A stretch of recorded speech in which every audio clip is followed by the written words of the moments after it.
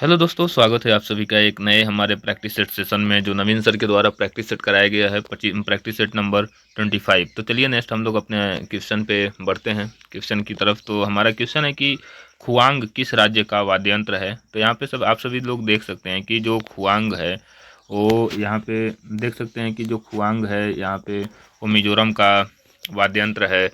कलिंग पुरस्कार किस वर्ष शुरुआत किया गया था? तो 1952 में जो है कलिंग पुरस्कार शुरुआत किया गया था। नागालैंड जो यहाँ पे ध्यान दीजिए कि नागालैंड के गठन के से कौन सा संविधान संशोधन जुड़ा हुआ है। तो यहाँ पे देख रहे हैं 13वां जो है 13th, और 1963 में जो है संविधान संशोधन किया गया था। मैंगटॉक्स जो है टेस्ट जो है किस बीमारी में किया जाता है? तो यहाँ पे बहुत ही इंपॉर्टेंट है। टीबी जो है ना, टीबी एक प्रकार की ट्यूबरकुलोसिस इसका फुल फॉर्म होता है, और इसी को मैंगटॉक्स टेस्ट के द्वारा पता कराया जाता है कि हाँ हमें टीबी हुआ है या नहीं हुआ है। चलिए नेक्स्ट क्वेश्चन है कि अजंता की गुफाएं किस नदी के किनारे? तो यहाँ पे देख रहे हैं, यहाँ पे है कि वाघोरा जो है एक नदी है जिसके किनारे जो है अजंता की गुफाएं स्थित हैं। चलिए हम लोग नेक्स्ट अपने क्वेश्चन की तरफ बढ़ते हैं। तो निम्नलिखित में से किस व्यक्ति को ग्रैमी ग्रैमी और ऑस्कर दोनों पुरस्कार प्राप्त दिए गए हैं? तो किसको मिला है? तो हम लोग देख सकते हैं यहाँ पर कि जो गुलजार है, यहाँ पे गुलजार ऑप्शन में जो ऑप्शन नंबर सी जो है उनको जो है दिया गया है। तो गुलजार जी हैं, यहाँ पे ऑप्शन नंबर सी जो है वो करेक्ट हो जाएंगे। चलिए नेक्स्ट हम लोग बढ़ते हैं अपने क्वेश्चन की तरफ। तो क्वेश्चन है कि भारत के पूर्व राष्ट्रपति डॉक्टर एपीजे अब्दुल कलाम कौन सा वाद्य यंत्र बजाया करते थे? तो देखिए यहाँ पे डॉक्टर एपीजे अब्दुल कलाम भी एक वादक थे, वो भी अपना वाद्य यंत्र जो है वो भी बजाया करते थे। कभी उनको भी वो डॉक्टर राष्ट्रपति भी थे, आप सभी को पता ही है, और एक मिसाइल मैन के नाम से जाने जाते हैं। इनकी जो ऑटोबायोग्राफी है उसका क्या नाम है? बहुत ही इम्पॉर्टेंट है, यहाँ पे दिया गया है। यहाँ पे ध्यान दीजिए कि जो विंग्स ऑफ फायर जो है उनकी डॉक्टर एपीजे अब्दुल कलाम की ऑटोबायोग्राफी है। और 11वें राष्ट्रपति थे, और mission of India missile of missile man of India के नाम से भी जाने जाते हैं। और नेक्स्ट हम लोगों का यहाँ पे बीड़ा, इस क्वेश्चन का ऑप्शन नंबर जो सी है, बीड़ा ये बजाया करते थे। और यहाँ पे देख सकते हैं कि समुद्रगुप्त और औरंगजेब का चर्चा हो रहा है, तो समुद्रगुप्त और औरंगजेब भी इसी वाद्य यंत्र को बजाया करते थे। चलिए नेक्स्ट हम लोग बढ़ते हैं अपने क्वेश्चन की तरफ। तो पारो तेस्चू के नाम से प्रसिद्ध त्यौहार किस देश में मनाया जाता है? तो यहाँ पे ऑप्शन नंबर बी जो है भूटान देश में मनाया जाता है। भूटान देश में मनाया जाता है। आलू जो पोस्तो भारत की किस राज्य का एक पारंपरिक व्यंजन है? आलू पोस्तो जो है वो पश्चिम बंगाल का एक पारंपरिक व्यंजन है। हर राज्य का अलग अलग एक पारंपरिक व्यंजन होता है, जिसमें आलू पोस्तो जो है वो पश्चिम बंगाल का, वेस्ट बंगाल का है। प्रथम और द्वितीय विश्व युद्ध के किन वर्षों में ओलंपिक खेल आयोजित नहीं किए गए थे? ये बहुत ही इम्पोर्टेंट है कि जो प्रथम विश्व युद्ध और द्वितीय विश्व युद्ध हुआ, आप लोगों को पता होगा कि प्रथम विश्व युद्ध 1914 से लेकर के 1918 तक चला था, और द्वितीय विश्व युद्ध 1939 से लेकर के 1945 के आसपास, 44 के आसपास चला था। तो यहाँ पे 1916 में और 1940 और 44 में जो है जो ओलंपिक के खेल आयोजित होते हैं वह नहीं कराए गए थे। चलिए नेक्स्ट देखते हैं, जेआरडी टाटा स्पोर्ट्स कॉम्प्लेक्स कहाँ स्थित है? तो ये जमशेदपुर में स्थित है, ये आप लोग ध्यान रखिएगा। नेक्स्ट हम लोग बढ़ते हैं क्रिकेट टेस्ट मैच में लंच के अंतराल की अवधि क्या होती है? देखिए जो क्रिकेट टेस्ट मैच होते हैं उनमें जो है कि यहाँ पे देख सकते हैं जो 40 मिनट की अवधि जो है वो दी जाती है, और टेस्ट मैच में कोई नो लिमिट रहती है। और T20 तो आपको पता है 20 ओवर्स के होते हैं, और पावर प्ले T20 60 ओवर, और T20 6 ओवर पावर प्ले होता है, और इसमें कोई जानकारी से संबंधित तो नहीं है। आगे बढ़ते हैं हम लोग नेक्स्ट अपने क्वेश्चन पे। तो निम्नलिखित में से किसने अपने करीबी सहयोगियों के साथ भारत छोड़ो आंदोलन के दौरान गुप्त कांग्रेस रेडियो की शुरुआत की थी? तो यहाँ पे गुप्त रेडियो कांग्रेस की शुरुआत करने वाली जो हैं वो उषा मेहता हैं। उषा मेहता जी ने ही इसे शुरुआत किया गया था, उषा मेहता के द्वारा। और यहाँ पे उषा मेहता क्यों इम्पोर्टेंट है, क्योंकि उषा मेहता ने इसका सहयोग में शुरुआत किया था रेडियो का, कांग्रेस रेडियो की शुरुआत की गई थी और 14 अगस्त 1942 को उषा मेहता ने शुरुआत किया गया था और भारत छोड़ो आंदोलन 8 अगस्त 1942 को हुआ था। ये डेट बहुत इंपॉर्टेंट है, आप लोग याद रखिएगा। चलिए नेक्स्ट हम लोग क्वेश्चन पे बढ़ते हैं कि राज्य के नीति निर्देशक तत्वों की उत्पत्ति निम्नलिखित में से किसके द्वारा खोजी गई थी। तो किस यहाँ पे किस किस में खोजी जा सकती है, अच्छा किस में खोजी जा सकती है, तो ये क्वेश्चन है, तो किस में खोजी जा सकती है, कराची प्रस्ताव। तो इसका सही ऑप्शन हो जाएगा कराची प्रस्ताव। कराची प्रस्ताव से और भी जुड़े हुए हम लोग थोड़े पॉइंट देख लेते हैं। जैसे कराची प्रस्ताव जो है 1931 में हुआ था। इसके अध्यक्ष कौन थे, तो सरदार वल्लभ भाई पटेल थे। किसानों के लिए मौलिक अधिकारों का बात इन्होंने ही रखा था। गांधी इरविन समझौता जो 1931 में हुआ था, वो भी मजदूरी जो है वो भी मंजूरी दी गई थी।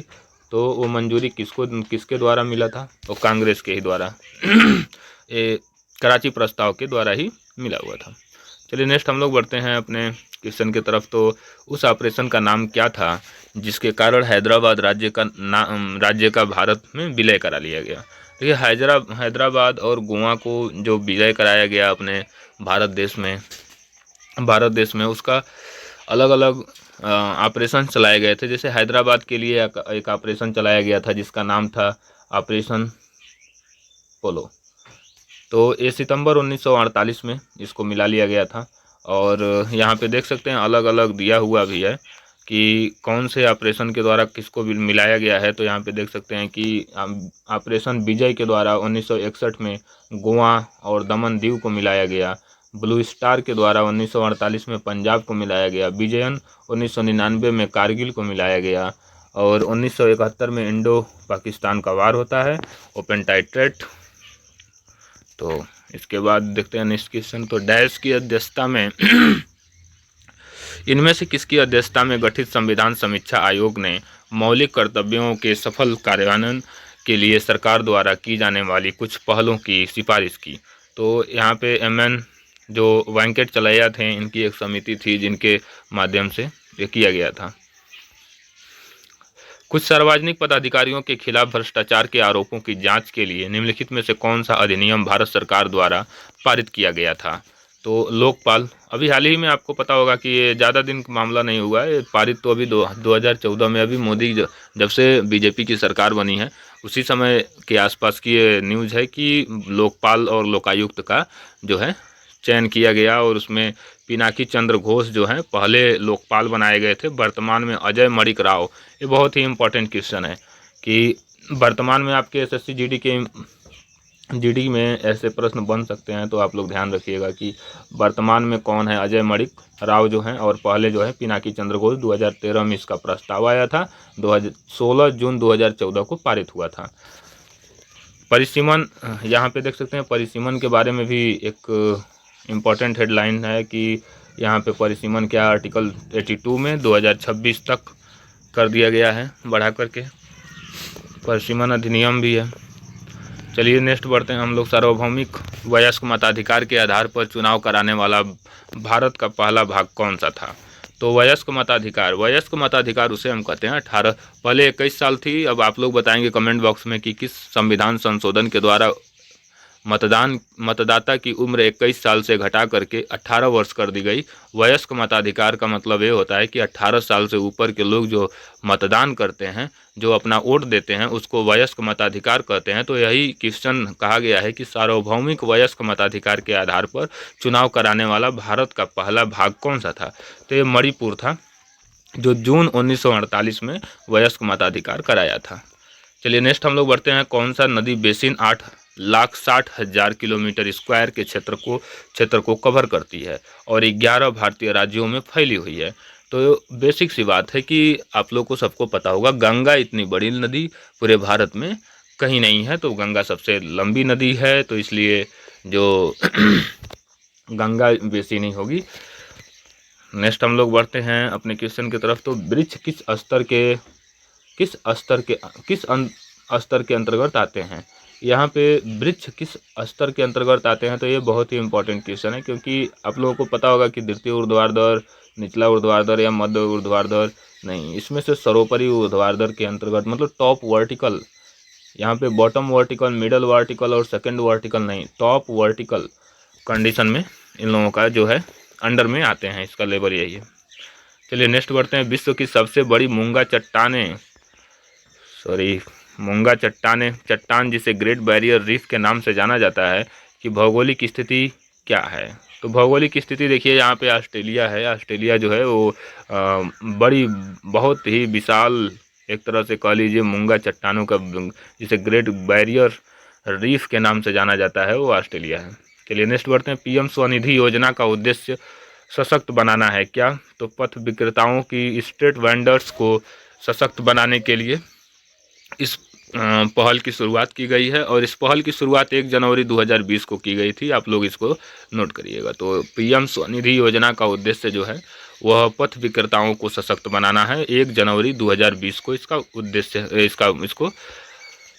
इस पहल की शुरुआत की गई है।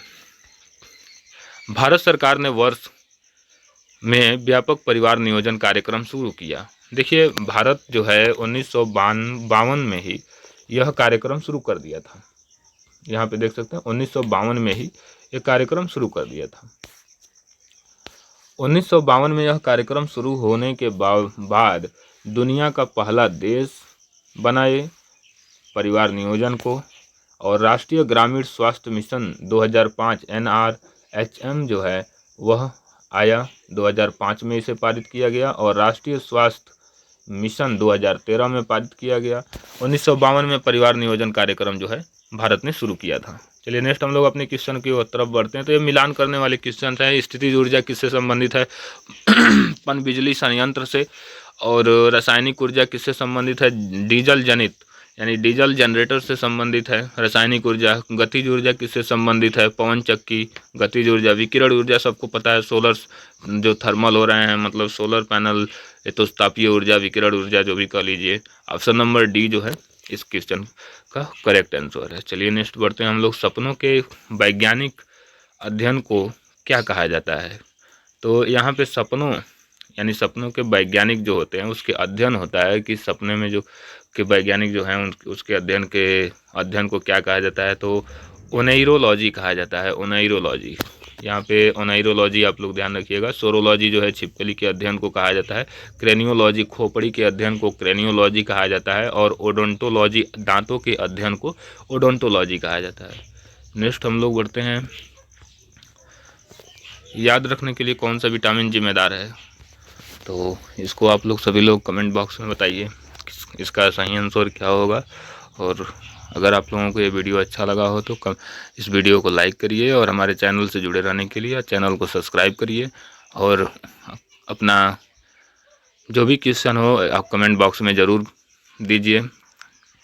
तो मिलते हैं नेक्स्ट वीडियो में, तब तक के लिए बाय बाय, टेक केयर।